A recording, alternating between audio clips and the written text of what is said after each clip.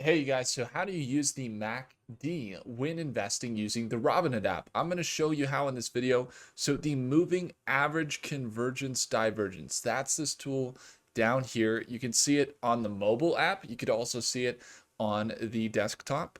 And today I'm going to be going over the pros and cons of using the MACD. And we're going to start here with some pros.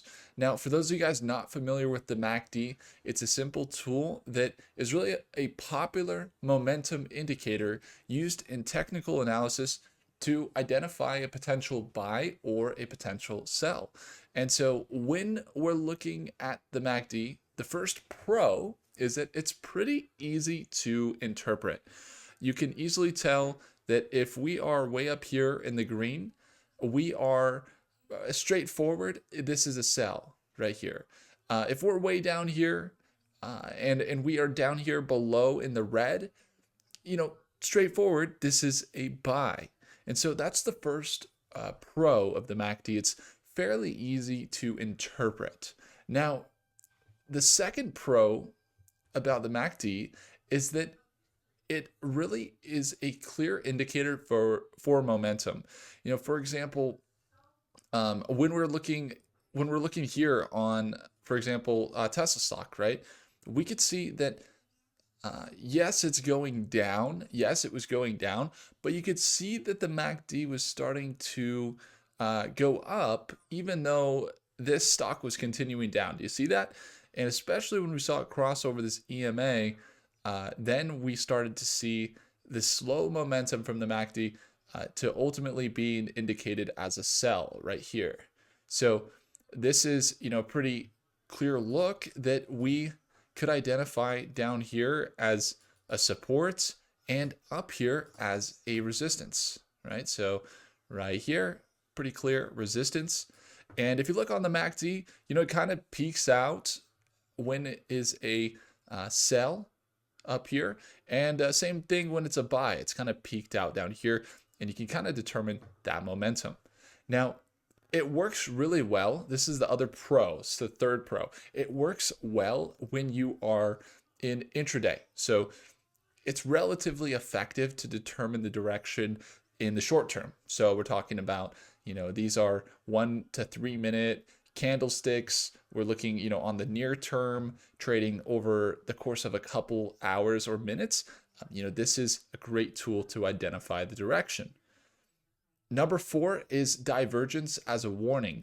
So a couple things we could see that's a clear divergence. As you can see, this sell-off right here. This is a sell-off that on this chart, it really hit the exact same level right here at around $15.24. But the moving average convergence divergence, this MACD, it can show us that actually right here was indicating that even though it was continuing down on the chart and it hit here again at the same price, this time when it hit that bottom support, it actually wasn't showing as much of being oversold. You see how it's not as low as it was back here when it hit support? And that's because it can show divergence, meaning it can actually show when we're starting to see a reversal or if the stock's gonna, have momentum, and it helps us prepare for potential market shifts. So we see this maybe a double bottom, and this third support over here not really indicating that it was going as much. That's because we're in a bullish pattern here after hours here with Tesla. So that's the fourth pro that I've noticed about the MACD.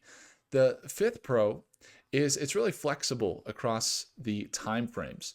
If we wanted to look on the MACD on the 1 year, you could see that you can look at it on the 1 year and it's going to be fairly accurate.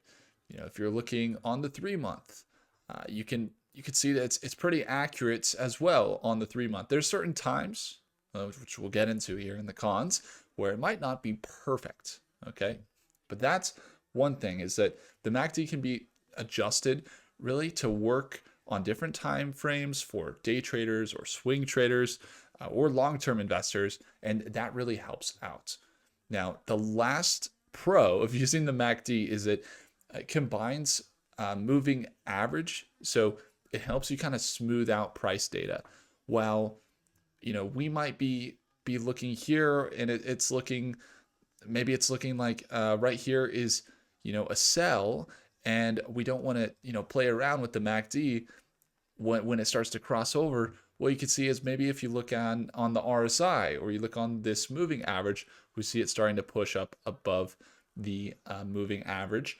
And oftentimes the moving average will act as a resistance or support in it tends to. So we could use other, it combines well, the MACD combines well with other indicators. So that's why we have it to our setups. A lot of times I'll have my MACD here, and then I'll add another indicator over here, and I'll usually add the RSI right below my MACD so I can get another look as well from the relative strength index. But if you want a tutorial on that, feel free to check out my other videos on the channel about how to invest using Robinhood Legend. So it sounds great. Sounds like there's nothing wrong with the MACD. Sounds like it's one of the best things you could use since sliced bread. Well, here's the thing, guys. It's a lagging indicator.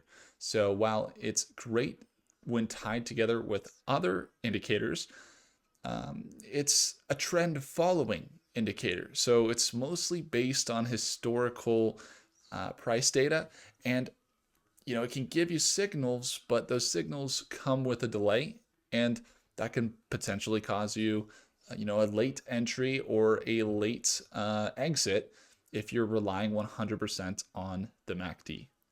Now, that's the first thing. It gets a little bit worse, right? That's kind of the tip of the iceberg. The second thing is that, false signals happen quite often with the MACD in choppy markets, especially like today. You could say that, back here, if we drop this down to a 1 minute candlestick, like right here, by this time, we were looking like, hey, this is way overbought and we don't want to buy. But we saw it continue to push up another, 20% at one point. And so it's like, it's not always, it could lead to some trades where you might think it's oversold, but it actually has a lot more room to run. And, you could see it was indicating that it was a sell right here. And, that's true. It's a sell, but if that's indicating what is a sell is also a buy, and you're saying I'm saying I want to buy right now because it's oversold, well, it continued down. So in volatile times, it's not always the best predictor of price movements. Now, number 3 is that it does not provide price targets. There's no price targets. We're not going to have indication of a specific price like we do with the EMA. Like we could say, hey, it's going to pull back to the moving average, which would be around $15 or something like that. Or support and resistance. It's not like that with the MACD. The MACD is specifically for indicating momentum. So a lot of times you're not going to have a specific price in mind when you're using the MACD to come up with targets. You can't really come up with a price target with the MACD. Now, number 4 is that and this is one that definitely is important for every person trading with the MACD to know, is that you need, the MACD requires confirmation. So you relying solely on the MACD can be very risky. And it's often more effective when you're combining it with things like an RSI or, an EMA, or looking at the volume of the stock. And that will help you to avoid those false signals. Like we've seen it time and time again. Like right here, you can see on the MACD is looking over, like a little bit overextended. Like, hey, maybe it's a sell. But guess what? We saw it continue to push up even more after that. So if you were looking at the EMA, you might have a better indication seeing that it's staying above that moving average, but that's in another video. But ultimately, it does better if it is combined with other indicators. Okay. So now there's the other thing. I was in extreme volatility yesterday when we were trading, and you guys could see all the AI stocks and the tech stocks. They were just volatile as ever. And what I realized in that volatile time is that I didn't even glance at the MACD, because the MACD, I mean, it really, uh, when there's rapid price movements and you see big volatility, it's going to lead to exaggerated signals. And most of the time, it's going to be a little bit oversensitive. So that limited use is important to think about in extreme volatility. Like, I don't even really look at the MACD when things are really volatile.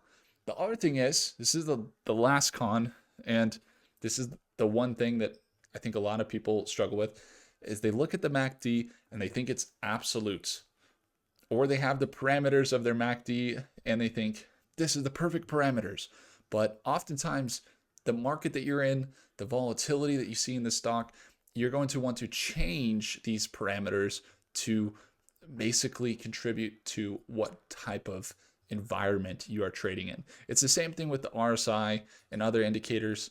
Like if we're in the RSI and I know that it's extremely bullish time, I might change the RSI to, rather than be 70-30, I might change it to, 80-40, because everything is looking bullish, and that will give me a better indication of when to sell and when to buy. And so that's kind of the last thing. It's not an absolute. You should never rely solely on one indicator. You should always try and come to a consensus after considering all of the factors and really having confirmation of an uptrend or a downtrend, depending on what you're trading. And that will give you the most effective approach to any investment when it comes to trading. So just in short, guys, the MACD, it's a versatile and widely used tool, and I would encourage you guys to learn more about the MACD. I've used it on a daily basis. However, it is susceptible to some false signals, and it's best to be used alongside other indicators as well, and balancing it between other indicators will help your technical analysis have more of a consensus and really just be more solid. It will make your technical analysis much better. So hopefully this has been a helpful video for you guys. If you guys would like to watch me trade live as soon as tomorrow morning at market open, I would encourage you guys to check out that coupon code down below. It's the second link in the description. Stockmate is all of the lessons comprised of technical analysis, of fundamental analysis, of trading and investing using options as well as crypto. And we cover it all in Stockmate. You also get access to watch me trade live every single morning. You get access to over 70 plus lessons and a community where you get to surround yourself with like-minded investors and entrepreneurs and traders that are all investing in AI and tech in this boom here towards the end of 2024. Now, if you want to amp up your skills, you really want to get to a point where you are in the markets going into 2025 and understanding tech, understanding which stocks are the most poised for growth, and be around the right people that are all investing, really being shoulder to shoulder with what are some great investors in our group. Well, I would encourage you and invite you to check out that second link down below. Again, it's Stockmate, and I would love to see you in our live session tomorrow at market open.